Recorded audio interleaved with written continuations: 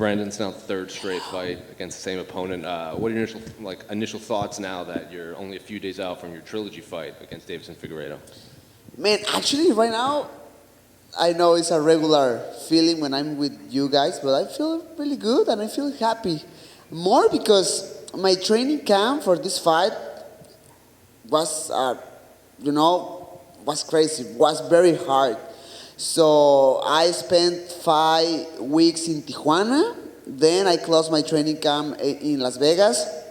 And man, obviously right now I'm on diet. I'm not eating too much. But man, I'm just so happy to put end of this and start to move my career, right? So man, I'm enjoying this. Was it hard because of all the media obligations you have now as a champion? Oh, it's crazy. You guys, oof. You guys are terrible. No, I'm just kidding. Definitely after the fight, the responsibility with you, with the media, the interviews every day increases too much. But I was expecting this, and I was prepared. I was, and I am mentally prepared for these kind of moments. Because I need to put a really nice schedule in my normal day. Like I need to go and do my practice in the gym, then go back to my house and do maybe 1 or 2 interviews. Go back again to the gym and go back to the house and spend time with the family because it's very important to me. But yeah, man, I was ready and I'm ready right now. In the first fight against Figueiredo, it seems like he came out there very aggressive, throwing a lot of wild strikes. In the second one, he seems a little more tentative, maybe trying to figure you out, keeping the distance. Which of those 2 fighters do you think you'll see on Saturday night? The wild one from the first fight or maybe the calmer one the second time? Good question. I'm expecting maybe a combination of both. Figueiredo trying to be a little bit more smart, but at the same time, trying to get that skill. I feel like the biggest ability of Figueiredo is he's big, he punch hard, and he's very intimidating. He tried to intimidate all his opponents in the octagon. So I'm expecting the same wild fighter, but a little bit more smart at the same time. First fight against him. Talking about my thoughts about that fight,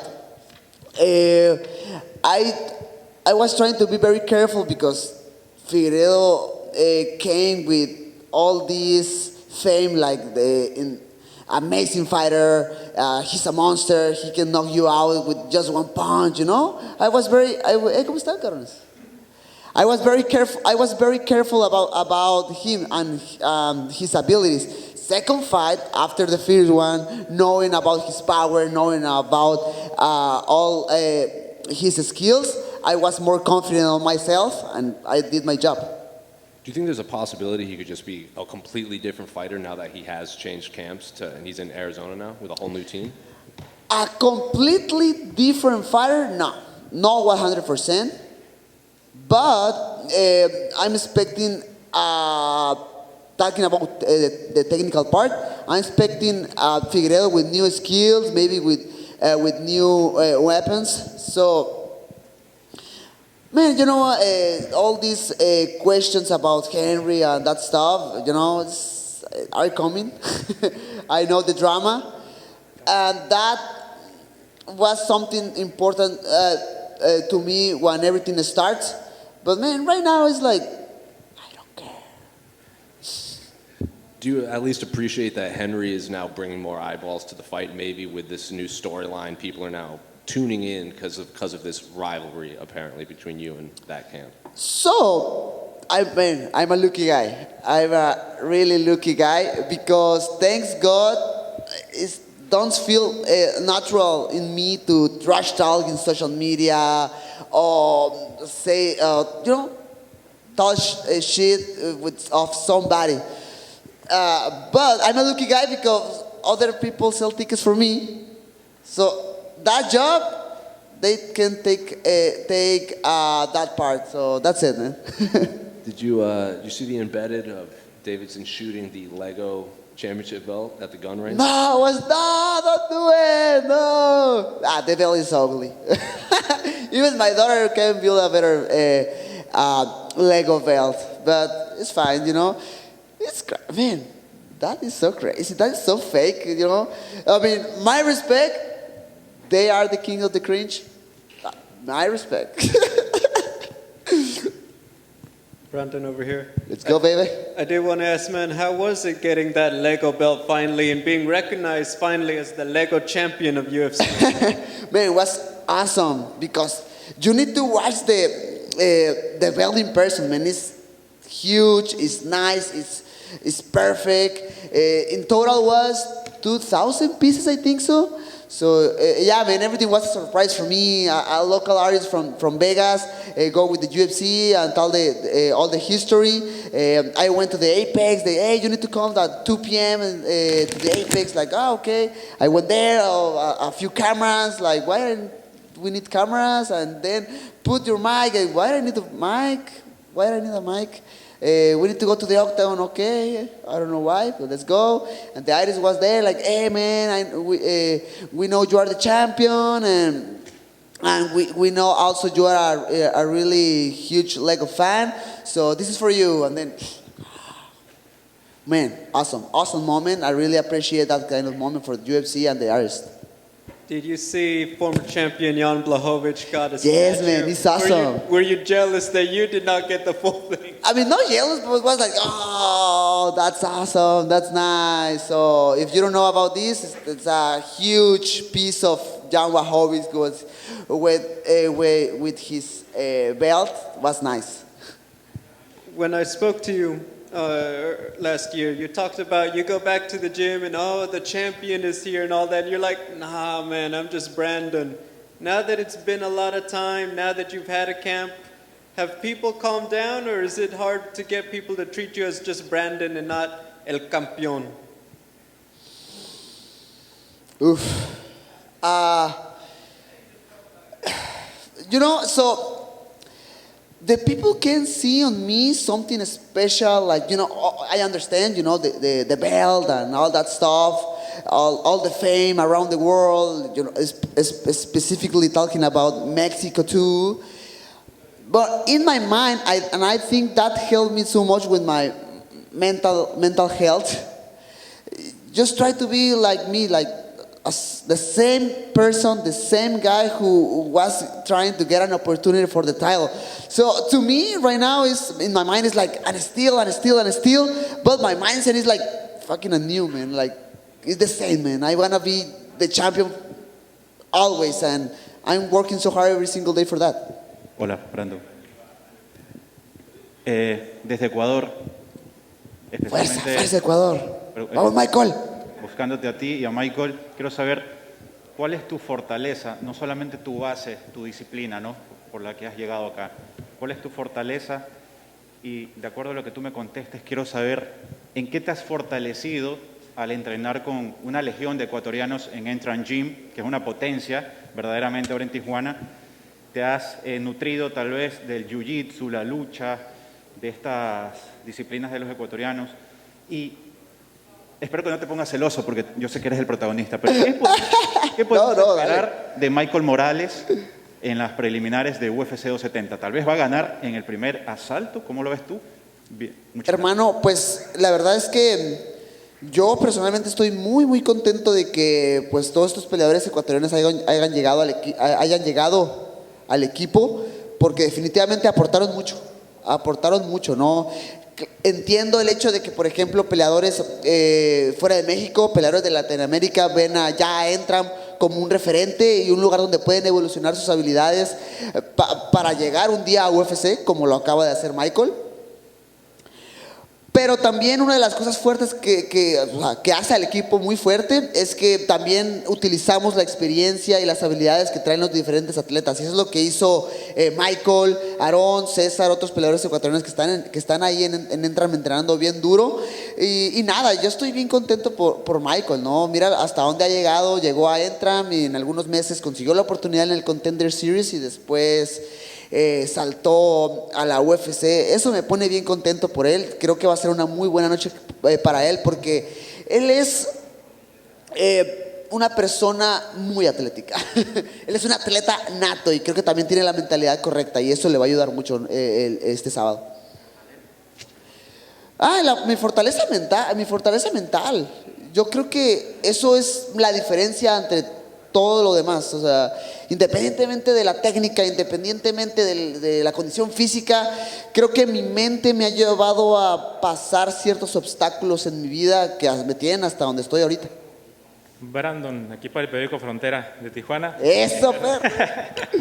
Brandon, ¿cómo te sientes de estar aquí en esta función acompañado de otros 3 compañeros, de ver Entran Gym con 4 representantes? Y una segunda pregunta, ¿qué crees que se hizo, ya lo hablabas un poquito, estos últimos años para llegar al nivel que soy? Porque muchos lo consideramos el mejor gimnasio de Carnal, y me pone bien contento que tú estés aquí, güey, porque eso me dice que estoy haciendo cosas chidas, que estoy haciendo cosas bien. O sea, ¿qué pensar de un periódico local de Tijuana? Entiendo que, o sea, Tijuana está a hora 40 sin tráfico de aquí, pero nada, que ya volteen a ver las artes marciales mixtas y que hablen de mi carrera, de Entran, de mis compañeros. O sea, hace 5 años a lo mejor se hablaba ya de que UFC llegaba a México y por ejemplo, hubo 1 o 2 carteleras donde pusimos a mucha gente de Entram en una cartelera local en el país, pero ahora es un pago por evento donde tienes un campeón 100% mexicano de Entram de Tijuana y otros 3 compañeros del mismo gimnasio. Hace 5 años ni pensar en eso, o sea, y ahorita estamos haciendo las cosas chido y eso me pone contento. Brandon, you have this opportunity now to bring guys from your gym along to fight with you. Yeah. You've been giving them a lot of shine this week. What does it feel to you to sort of be a trailblazer in that regard, that now you have the ability to, help other guys get to this level as well? Man, I mean, first of all, talking about my own work, I'm doing something good. I'm doing something good. I said this before. When I'm starting this, I start this just because I want to be the best and I want to do it for myself. Then other people start to come to my life, my wife, my daughters. But when you start to go forward in this journey, other people can get some benefits, all right? So I'm so happy my job is helping other guys to get their own dreams. So right now, like you say, we are 4 guys from the same gym in Tijuana, Mexico. It's very close from here. It's 1 and 40 minutes far, for the border. Think about it, man. Maybe 4 or 5 years ago, that possibility was 0, and now we are doing a history right now. You mentioned that you're fighting close to home at this point. It's about as close as you can get.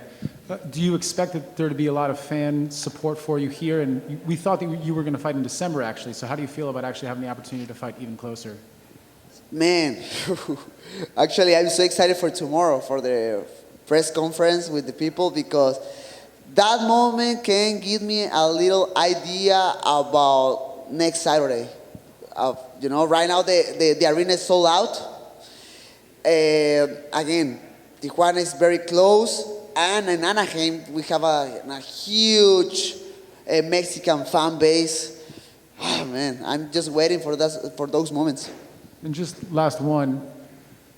The first fight with Figueiredo was the greatest flyweight fight probably ever in the UFC. How much did you learn from that one, and how important was that experience that allowed you to get the finish in the second fight, and how will that also help you on Saturday? Man, like I said before, the first fight against Figueiredo, I was very careful because Figueiredo was doing an amazing job before with their other opponents. So I was very careful in the first fight. Second fight, after the first one, I get a lot of confidence, man. Like, man, I can get the punch of this guy. I can wrestle with him. I can do some grappling with him. I can go to the ground with this guy. Man, so my confidence was on point. And right now, my confidence is even bigger. Again, I know this drama. He changed all his training camp, and I feel like he need to do that, because if he was doing the same thing for this fight, I mean, we already know the result of the fight. But he did well. I mean, he went to other place to try to get a new knowledge.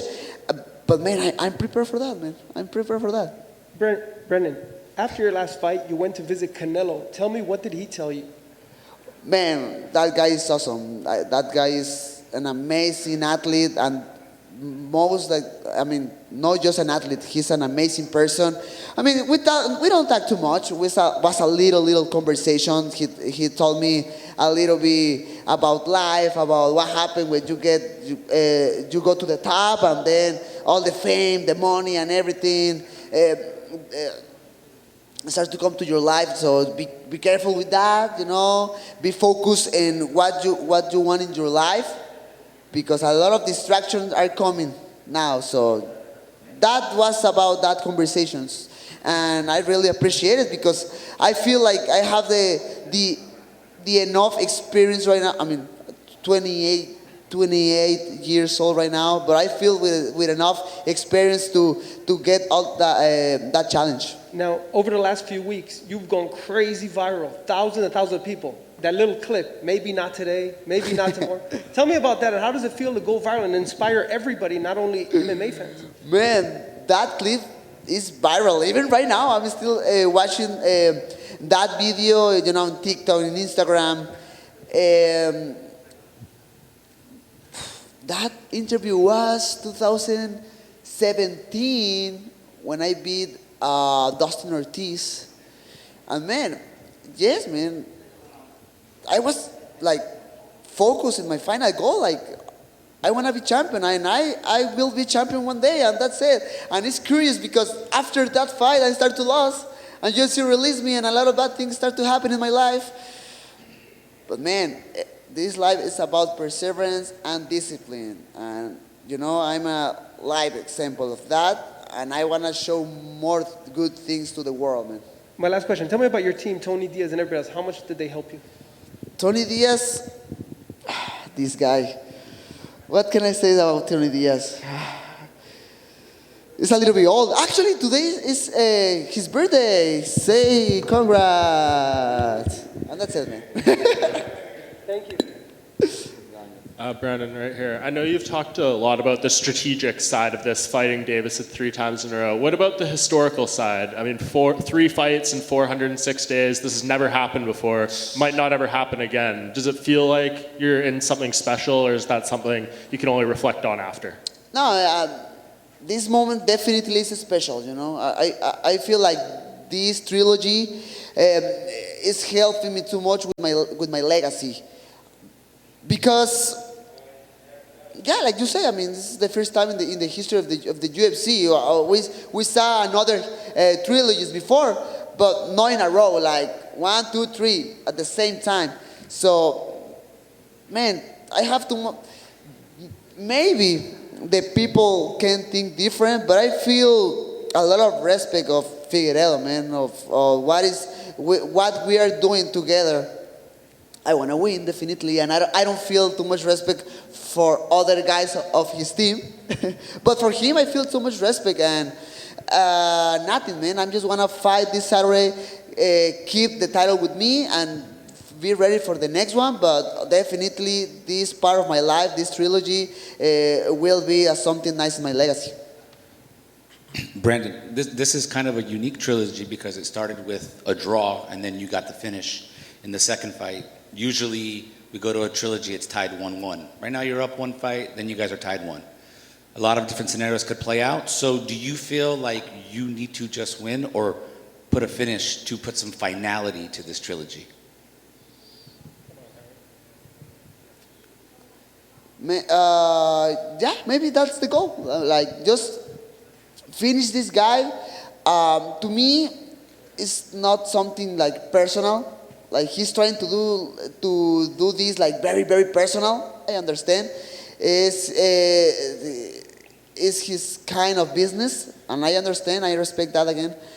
But to me, it's just get this fight, put a finish of this fake rivalry between us, because it's, to me, it's just business. Go and fight, get on a better life for my family, for my wife and daughters, get on a bigger house for my Legos too. That's it. Thanks, Brandon. Hey, Brandon. I don't want to look too far ahead, but who do you think's looking like a good contender for you to fight after you beat Figueiredo? I mean, Askar Askarov has an important fight against Cara France, so the winner of that fight can be the next one. Pantoja is definitely a possibility. He beat me twice in the past. Alex Perez is there too. Again, Cara France need to beat Askar Askarov, but his last performance against Cody Garbrandt looks like impressive. So man, right now I'm very focused in Figueiredo. Very, very focused on Figueiredo, but you know, I'm a Spanish analyst too, so I love to watch the other contenders in my division, and I can see these names in my future. Who excites you the most out of Kai Kara France and Askar Askarov? So the thing between that fight, I mean, I fought against Kai Kara France before, and I beat him like very clear. But for the fans, I think the style of Kai Kara France is better.